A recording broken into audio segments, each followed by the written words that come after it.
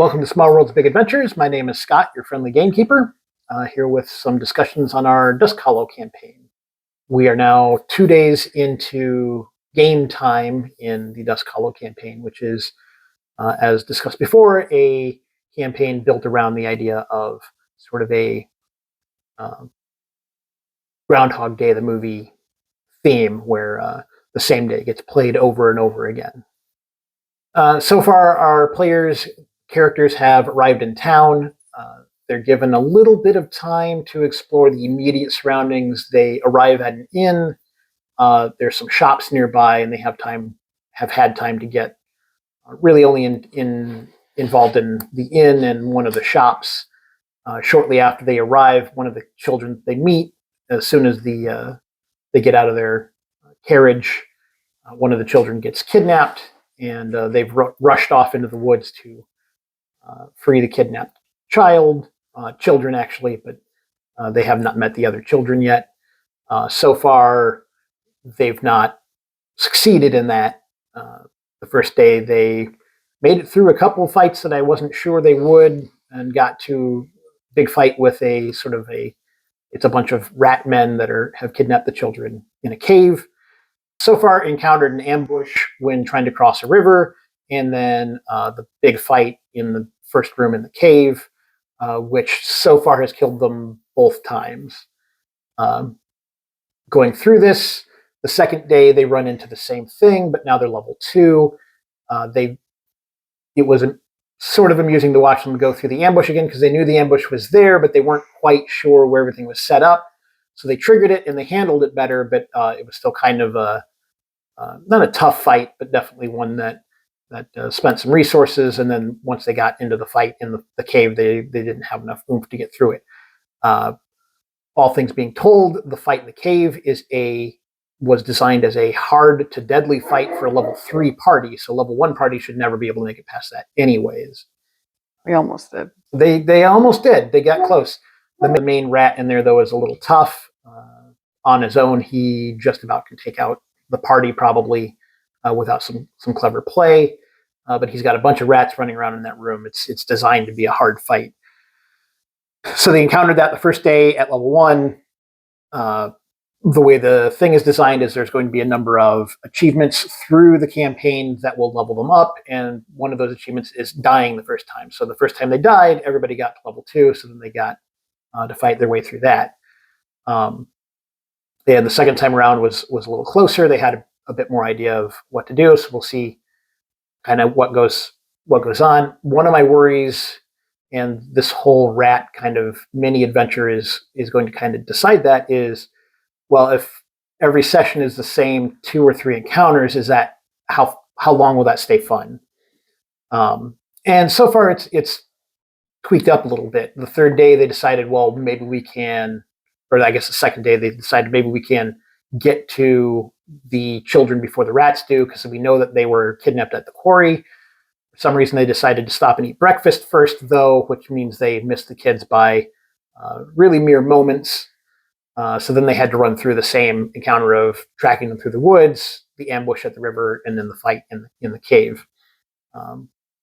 My guess is the third time they run through this, they're probably just going to beeline straight to the quarry, where there will be an encounter. At least there's one designed, but we'll see where they go from that. So far, everybody has said that they didn't mind running through literally the same 2 encounters twice. It's still early on, so we kind of have to really just kind of need to feel our way through. Oh, well, if this is the 6th time I've fought this fight, is this still fun? Yeah. And that's my big worry for the campaign in general is I want there to be a lot of opportunity for the players to explore both the town and also encounters and interact with them in different ways, but I also don't want it to get boring in that they ran into the same encounter over and over again. There are a few things in the campaign which we'll discuss in a later episode that will hopefully take care of some of that. The main question kind of comes down to, well, if we find an interesting magical item in an encounter, then we have to do that encounter every day, taking up not only maybe a boring thing because we're already maybe much higher level than that encounter is, but also it takes time from our character's day because there's only so much time in the day that they have to do things. And I have an answer for that, a couple of answers, in fact, but those will be discussed a little bit later when we're a little further into the campaign. Was there anything that the characters did that surprised you, either first or second session? I mean, sitting down to eat breakfast before going to rescue the kids surprised me. Yes, that was. I fully expected that encounter to happen that second day in the quarry, and that did not. I try to.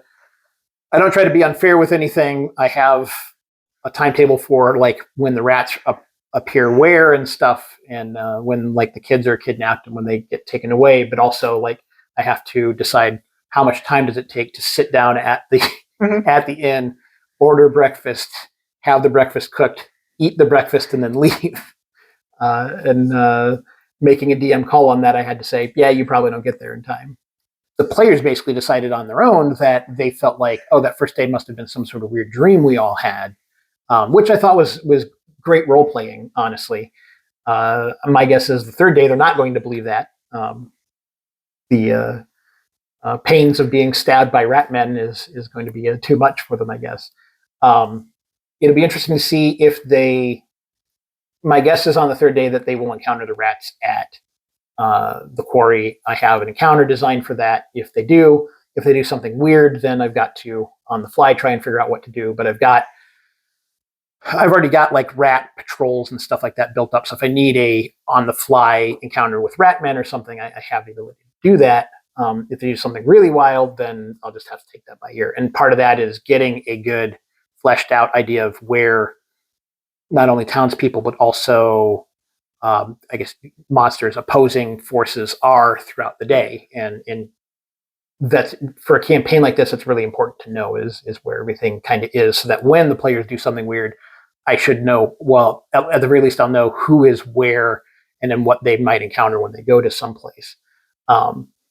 My guess is on the third day, they will have an encounter at the quarry. They will probably overcome it. They're a pretty solid group. What happens then? Do they decide to go and get revenge on the rats in the cave? Do they decide to not do anything to the rats in the cave because they've killed a bunch of them outside of it? I already have an answer for that. It's something that hasn't shown up in the 2 days that we've played so far, but is essentially a guarantee in the background. Not a guarantee, but a bit of a sleight of hand in the background, which I probably don't want to go into in this video. How are you going to handle players who maybe want to change up the character they're playing throughout the campaign? Most of my campaigns, my policy is you can do whatever you want with your character as long as you do it before third level. Once you get third level, I'd really like your background and your class and all that stuff to be pretty well locked in. We've definitely switched around on that a little bit, although for the most part, by the time you hit third level, most players are pretty solid in what they wanted to play anyways. It's not usually a big problem, because that's, depending on what you're playing, you probably hit second level in a couple of sessions, and probably hit third level maybe 2 to 5 sessions after that. That's usually enough time for most players to figure out what they want to be. And in most campaigns, if somebody wanted to change something later, usually I'd be fine with it. The only real issue would be, especially background stuff, if it was pretty heavily tied into what the campaign's story was. That's always kind of a trade-off of how much do you want to weave the character stories into the campaign. If it's a lot, then those characters, one, need to stay in the campaign through most of the campaign. Otherwise, their removal doesn't make a lot of sense for the overall narrative. And two, if they change stuff, then you're changing things in your campaign, which isn't great. This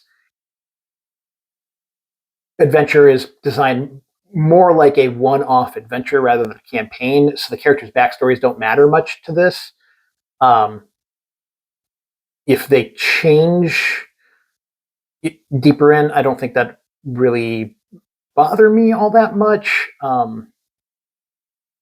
Honestly, it'd almost be one of those campaigns you could have fairly easy to swap in and out. It wouldn't make a lot of narrative sense, but that's kind of fine. It's kind of a weird mix of in between, like just Monster of the Week type of campaign play and then like a really heavy narrative campaign play. But yeah, we had somebody literally change their entire character between the first and the second session. That's fine, mainly because the group was very martial heavy, and he changed to a cleric, and that's probably going to be more helpful down the line than his original character would have been, or anybody for that matter. What are you most looking forward to in like the upcoming sessions? A couple of things. In the near field, when the rats are kind of taken care of, I think there's going to be more opportunity to then spend some time exploring the village, and I hope that will make for some interesting role-playing sessions, especially as kind of the days sort of bound together, and we can kind of explore getting to do the same thing repeatedly and meet the same like people in the same situations repeatedly, and maybe change some of that. Later on, there's a number of surprises for the campaign. I don't want to give them away here, but there's definitely some stuff kind of going on behind the scenes. There's been a lot of questions about like how things like how leveling will work and rewards, and creating any kind of like permanent effect. What would you do in a campaign like this? And I've had to really think through that, and some people have given me some pretty good ideas, and that has made kind of drawn out what the actual background of the campaign and like the overarching story actually is for what the whole adventure ends up being. And there's some kind of, I think, some exciting things in there that we eventually come to the forefront. But in the immediacy, I'm kind of excited to see interacting a little bit more with the townspeople and kind of maybe exploring their lives a little bit. Maybe the players don't want to do that. And part of it will be like, there still have to be interesting adversarial stuff throughout the day that the players can interact with. In the morning, it's rats, and then in the midday, maybe it's orcs, and in the evening, it's who knows what. And how the players interact with those things, and like what they do to resolve those issues will be exciting to see. Any final thoughts? One of the things that we had to discuss and had to overcome early was the original idea for the campaign would be the players would die each day. By the end of the day, they would die, and in dying, they would resurrect at the next level. And then the very first question to that was, well, why don't they just keep throwing themselves into the river until they're level 20 and then can steamroll anything? Well, let's be perfectly clear. That was your concern. That's not my concern. I mean, mechanically, it makes a lot of sense. So then the answer had to be something along the lines of, well, they just won't get a level for doing that. But then the question is, well, then why do they not get a level for dying in a river and drowning, and they do get a level for being stabbed by an orc? So what we came up with was a list of achievements, some of which will be will gain characters' levels. The first of which is dying. Dying the first time gains characters' level. I reveal this now, but rescuing the kids will gain the characters a level. The other achievements will also give a permanent effect, most of which will be answering another question, which was, and I hadn't thought about this until really close to our first session, if a character dies in the day, what happens to the other characters? Do they just run through the rest of that day and leave that player essentially doing nothing? Which, in a regular campaign that might happen, and that is, I guess, a valid way to play this. But we're trying to do shorter sessions with this campaign, but a little bit more often. And if you died early or something, you almost might as well not showed up that day, which would really kind of suck. So what I ended up coming up with was the characters essentially are all linked because of what's happening to them. And if one dies, then that has an effect on the entire group. And that effect is delineated by a deck of cards, some of which will just simply kill the entire group. Once one player goes, everybody just dies. One that we did, which I think everybody thought was a little bit fun or funny, and a couple of people had gotten, was it turned them into ghosts that essentially caused bad luck to everyone around them. And then there's one that will drain life from the other players as they do things. And so some of the achievements will add cards to the deck, which will be more powerful forms, so that if you die, you become a ghost, but you have more powerful powers, or powers that don't affect the group in a negative way, stuff like that. And so we'll have a list of essentially different achievements that will be permanently unlocked when the characters achieve certain things through the campaign. So like rescuing the children in one sense will be an achievement, but also defeating the rats will be actually a different achievement, and that we'll explain in a future episode when we get done with the rat portion of the adventure. If you like this video, hit like and subscribe. Comment down below if you have any questions about the campaign or any suggestions that you've got. I'd love to hear from you. Hit the notification bell so that when we do put out the next episode of this kind of behind the scenes thing, you'll get that. There'll probably be a link. There's nothing up there, I think, yet, but as the campaign progresses along and I can reveal more stuff, we will have some campaign behind the scenes stuff on our website, design stuff, and eventually I think the plan is to put the full adventure up on our site so that you can download it and try and run it yourselves. Thank you very much, and I'll see you next time.